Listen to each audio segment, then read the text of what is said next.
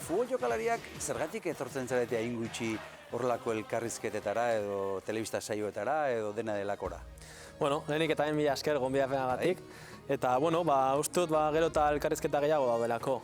Adibidez, aste honetan nire taldeki batera uste dut 24 elkarrizketa eduki ditugula osotara, eta hori da pixka eta adibidea. Guri iruditzen zaigu ez, baina egiten dituzu ezta? Bai, gero eta gehiago daude.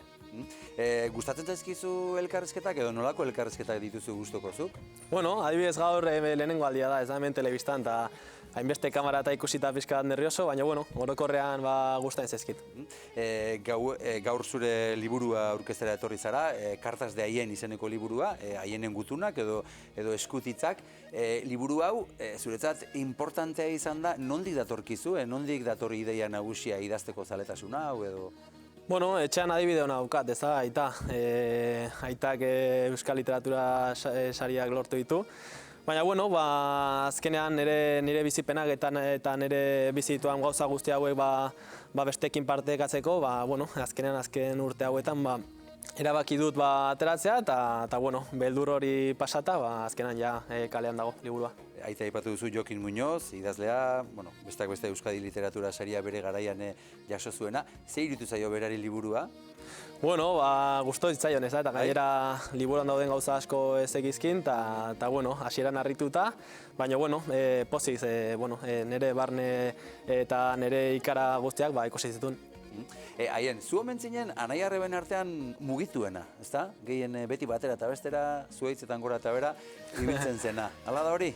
Bai, hori izan didate beti, ez da, herriko mutiko bat, ez da, beti plazan, beti zuhaitzetan gora eta bera, kabainak egiten, animaliekin jolasten, eta orain urteekin pixkat lasaitu naiz, baina txikitan mugitu nintzen bai.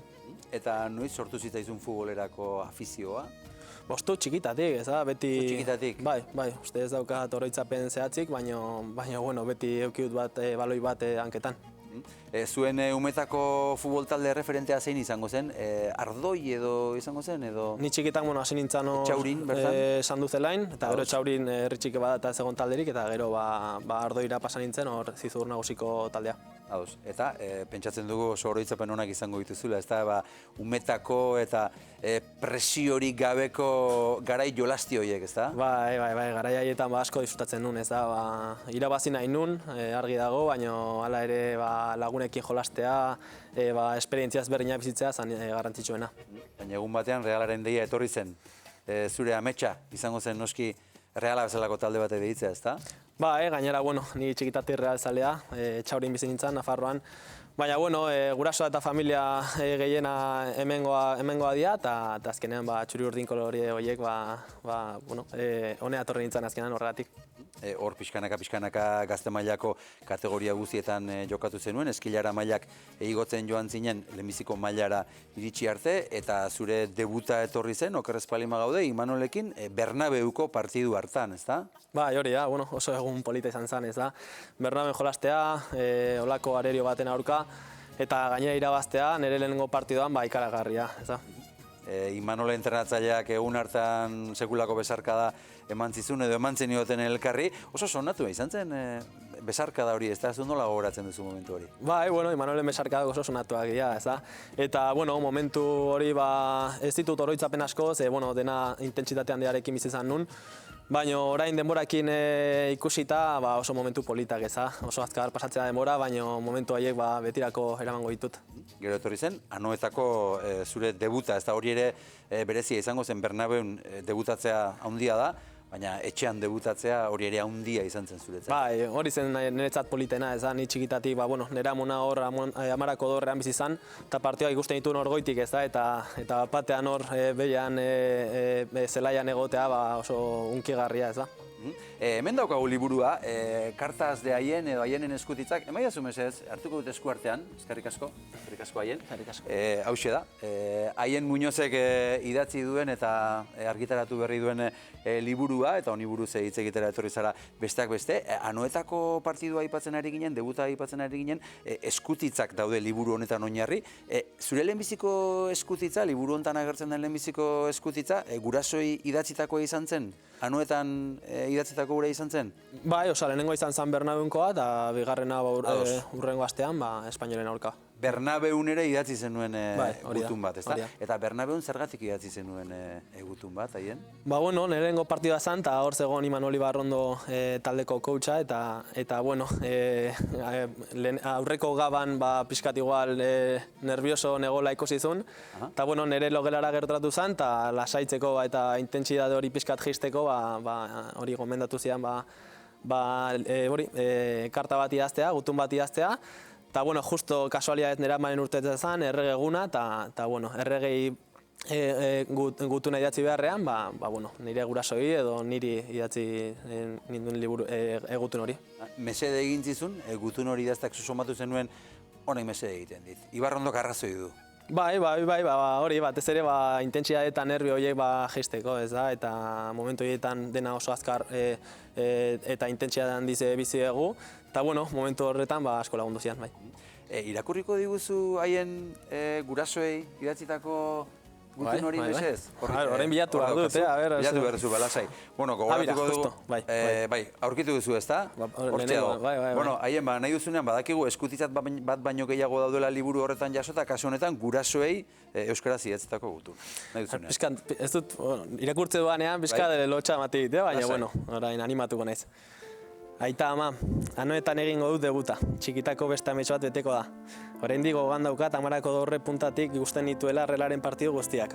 Amona hor bizi zen eta, herrikitan nago momentu hau bere izenean inoiz baino gehiago disfrutatzeko. 15 urte eta gero erronka guztiak borrokatu ondoren presnago zaren aurrean jokatzeko. Herrikitan nago, anoetan nire bigarren txea zapaltzeko. Lasai, tentxo pixka batekin eta Bernabeun bezala oso kontzentratuta. Aukera iristen bada presnago zaletu guztiekin garaipena lortzeko. Oso sentsazio polita da, hiri, probintzia eta sentimendu bat representatzea. Hore bada, gaur eta hemen aukera polita hau eukitzea. Baloia ondo jokatuko dut, defentsa egoeratan serio eta sendo egongo naiz. Eta aurrera igoko naizen bakoitzan arrisku handiko jokaldiak egingo ditut. Beldurrik ez, tentxo gutxi batzuk bai. Baina batez ere txuri-urdin elastikoa jantzteko gogokin nago. Ni haien naiz, 1987tik txuri urdina eta realzalea morratua, eta kolore hauek pasio handiarekin edonora eramango dituena. Mila esker, hau parreala, debuta anoetan. Hori da gurasoei Piskat emozionatzen naiz, bai. Gutun polita benetan. Gurasoek etzekiten, zuk gutun hori idatzi zeniela beraiei?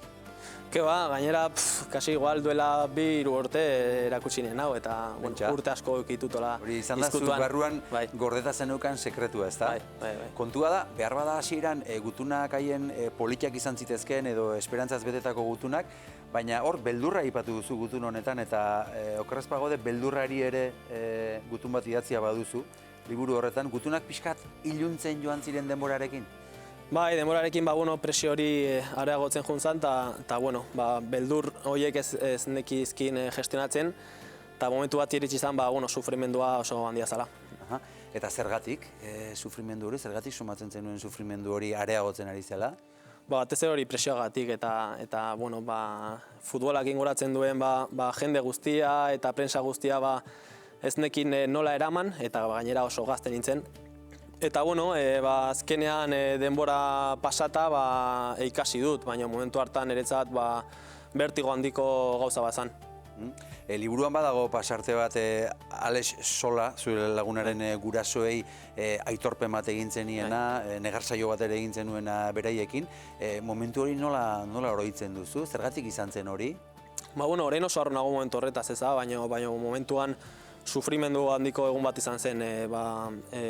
Urrengo egunean Bezerriren aurkako partio bat geneukan, eta banekin jolastuko nula. Baina, banera mazkan 2-4 partio oso gaizki jolasten, eta kritika handia jasotzen, eta niretzat partio hori jokatzea infernu bat zan, eta ez nuen partio hori aurre egin nahi, eta azkenean junintzan Alesolaen gurasoen etxera, eta negar baten esan nien ez nula jokatu nahi, baina horrek sortu zen, nire barruan sortu zen pixkat lasaitasuna, urrengo egunean pixkat nerbio eta sentimenduek pixkat bajoagok eukitzeko.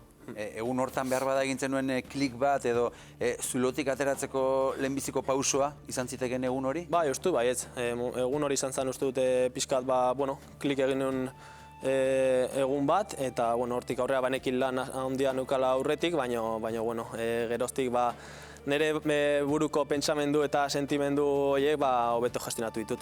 Ze aldatu zen egun hortatik aurrera, haien?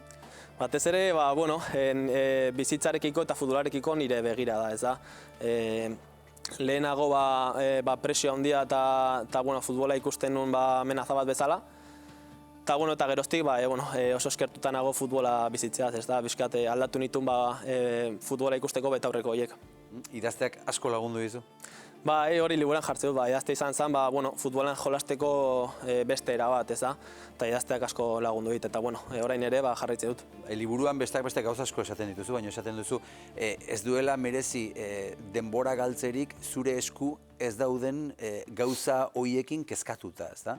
Karo, eta futbolean gauza horiek asko daude, ez da, entrentzailearen erabakiak, kanpoko jendearen publikoaren kritikak, eta zuke hori ezin dezu kontrolatu, orduan, batez ere atentzioa jarri behar dezu, zu kontrolatzen dituzun gauza horietan. Liburuan jasota dauden eskutitzez aparte, okerrezpa gaude jarraitzen duzu idazten, ez da? Ja gustatzen zait, eta ja ohitura hartu dut, eta argi dago laguntzen didan gauza bat dela. Gaur egun badakizu gazte pila bat ari direla esan dezagun zure bidea egiten edo egin nahian, ez da? Ze esango zenieke presiopean futbola bizi duten gazte hoiei guztiei? Batez ere, haien beldurrak eta ikarak besteekin partekatzea. Eta, gu futbolan jolastegu disfrutatzeko. Egia da, gure inguruan gauza asko daudela, baina saiatu behar gara atentzioa jartzen gure barruko gauzetan. Eta futbola gauza polita asko ditu, baina gauza txarrak ere, orduan, jakin behar dugu, begira da eta atentzioa non jartzen. Hori gaztei, eta gurasoei, ze errendimendu altuko gazte batek, errendimendu altuko guraso batzuk behar ditu, ezta? Gurasoei zer esan? Gurasoi lasai egoteko. Haien seme-alaba elitera iritsi behar bada, iritsiko dela. Eta batez ere ondoan egotea, entzutea, eta bere seme-alaben gauzak barruan dauzkaten sentimendu horiek ulertzea batez ere. Haien badakizu gazte eta guraso asko non egongo diren 10 bat egun barru edo, gutxi gora bera, badakizu, ez da, Sevillan egongo direla asko. Asko bertan, zuzenean zuek ikusten, beste askok telebistaz jarraituko zaituzete. Nola ikusten duzu kontua? Ja gogokin ez da, ja gertuago, egia da ere lehenengo beste partioa daukagula, eta gaina oso garrantzitsua ligan goi postuetan egoteko. Ligan ondo ari zarete, Orain bai. Baina, egia da ere Sevilla hor dagoela, eta zaletuak eta Real zale guztia oso gogotxo gaudela. Aldagela nola dago? Zuen hartan giro politia dukazu? Giro berezia izaten da koparen atariko giro hau? Bai, giro oso polita dago. Gainera hori oso gogotxu gaude, ja finalisteko askokin, eta espero dugu kopa honea ekartzea. Zuk badakizu zer den kopa bat irabaztea, kopa bat irabazita badaukazu. Bigarren hau zertan aldatzen da, lehenbiziko hartatik bigarren honetara, zu jokalari bezala, zertan desberdin ikusten duzu zure burua? Nire burua, urteekin, esperientzia gehiago, lasaiago, baina ere momentu aristeanean segurazki pixkat nervioso, baina, espero du beste erabatean bizitzea, gainera orain, gure jendearekin, estadioa beteta, hori falta da uste dut bizitzeko, eta espero dut denon artean egun polita bizitzea. Partidu horrek ere behar bada eskutitz bat edo gutun bat mereziko du, ezta? Seguro. Aterako da zerbait barrutik, ezta? Bai, segurazki aurreko gau hortan lasai eseriko naiz nire hoteleko logelan, eta nire inguruko jendeari eskertuko diet momentu bizitzea, segurazki. Apirilaren 18 noski egun handi izango da, final handi bat izango da, aurkari handi bat izango duzu aurrean. Apirilaren 19an, galdu ala irabazi, bizitzak aurrera jarraituko du, ezta? Bai, hori argi dago, ez da. Espero dugu kopa hemen egotea, baina gero bizitza aurrera doa. Hori da ikasi duan gauzari garrantzitsuena. Eta, espero dugu denon artean egun politak izatea.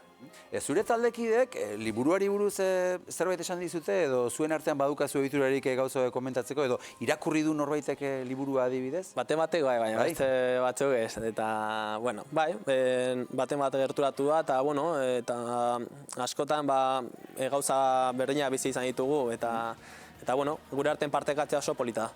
Eta herritarrek, bestela irakurleek, esan nahi dute futboltzaleek, edo gurasoek, edo beharbada identifikatuta sentituko den jendearen iritzia jaso duzu?